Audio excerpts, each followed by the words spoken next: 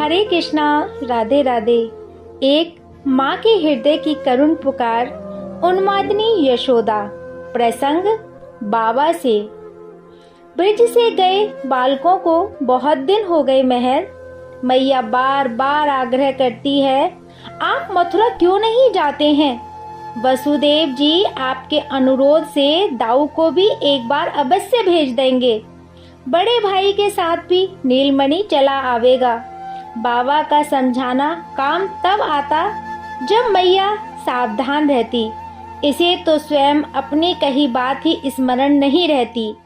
इसका आग्रह, इसकी बात सुनकर ब्रजेश्वर व्याकुल हो जाते हैं, किंतु करें भी तो क्या करें? यह कोई अपने हाथ की बात नहीं है। वसुदेव जी मना नहीं करेंगे, किंतु उनसे कैसे कहा जाए? कितना कष्ट पाया उन्होंने। कारागार में पड़े रहे और उनके 6 पुत्र मार दिए गए। बरसों के पश्चात उन्हें और दुखिया देवकी के पुत्रों का मुख देखने को मिला है। उनसे कैसे कह सकता हूँ कि अपने पुत्र हमारे साथ भेज दो। कितना कष्ट भोगा कंस के शासन में मथुरा के लोगों ने, कुछ ठिकाना है? पता नहीं कहां कहां यादव अपने स्त्री बच्चों के साथ भटकते रहे। अब उनके दिल लौटे हैं। अब कृष्णचंद्र उन्हें सादर आमंत्रित करके बसाने में लगे हैं। वही तो सबका आधार हैं। और महाराज उग्रसेन को कितना संकोच होगा यदि वहां से कोई श्याम को बुलाने चला जाए। राम और श्याम गुरु गृह अध्ययन करने चले गए थे। वहां से लौटे तो मगध राज जरासंध ने मथुरा पर आक्रमण कर दिया। 23 अक्षौणी सेना ब्रिज के आसपास के भी कानन उसके सैनिकों, गजों, रथों से बढ़ गए। भले वे सेना मारी गई, किंतु मथुरा जाने योग्य रह गई। असंख्य मानव, गज, अश्वों के सब जिस नगर के चतुर्दिक पड़े हों, जिसके चारों ओर रक्त का दलदल महीनों बना रहे और उस दलदल में टूटे रथ, अस्त्र शस्त्रों का अंबार पड़ा हो, उस नगर के प्रमुख व्यवस्थापक को कहीं बाहर जाने का अवकाश होगा। बाबा यही सब बार बार समझाते हैं। जरासंध प्रतिवर्ष मथुरा पर चढ़ाई करता है। एक बार के आक्रमण के पश्चात स्वच्छता हो नहीं पाती, तब तक उसके फिर आने के उद्योग का समाचार आ जाता है। राम कृष्ण को अवकाश ही नहीं है, किंतु मैया यह सब कुछ कहाँ समझती है। यह तो बार बार श्री ब्रजेश्वर के पैर पकड़ती है। अरे मुझे मथुरा भेज दो। समाचार आया मथुरा से सब द्वारिका चले गए हैं। मेरा नीलमणि अब नहीं आवेगा क्या? मैया ने पूछा। श्री ब्रजराज का हृदय कांप उठा।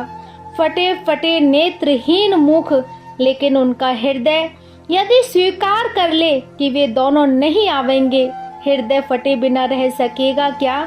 वे आवेंगे, आवेंगे ही महर। बाबा कहते हैं नीलमणि अवश्य आवेगा। उसके रथ के लिए द्वारिका दूर नहीं है, केवल यह बाधा अवश्य पड़ गई है कि हमें अब उसका प्रतिदिन समाचार नहीं मिलेगा। उसके आने की सूचना भी पहले से नहीं मिलेगी, वह अचानक आ जाएगा।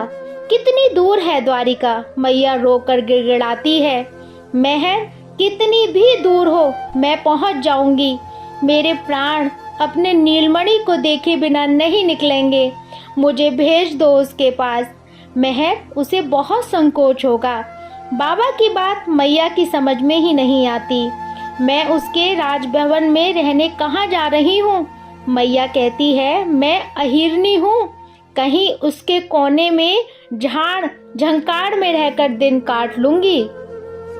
वह निकलेगा तो दूर से उसे देख लिया करूंगी। उसे मेरी और महर, मुझ अभागिनी के पयोधर उसका नाम लेने पर अब भी दूध टपकने लगते हैं। मैया क्रदन करती है, मेरी गोद का धन जहाँ है मुझे वहाँ भेज दो। महर, कितना अयस होगा उसका।